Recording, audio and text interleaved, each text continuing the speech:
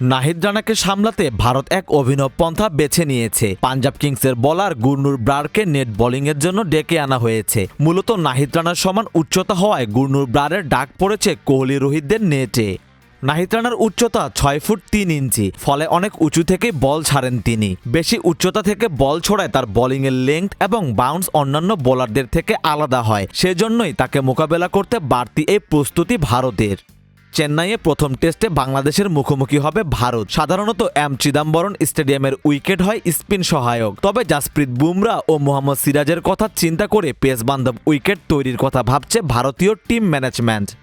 ফলে ভারতীয় ব্যাটারদের জন্য বিপজ্জনক হয়ে উঠতে পারেন বাংলাদেশের নাহিদও, আর তাকে মোকাবিলা করতে নেট বোলিংয়ে যোগ করা হয়েছে গুরনুরকে। এখন পর্যন্ত 5টি প্রথম শ্রেণীর ম্যাচ খেলেছেন গুরনুর। আইপিএলে খেলেন পাঞ্জাব কিংসে। মূলত 6 ফুট 4.5 ইঞ্চি উচ্চতা হওয়ার কারণে ভারতীয় অনুশীলনেই তাকে আনা হয়েছে।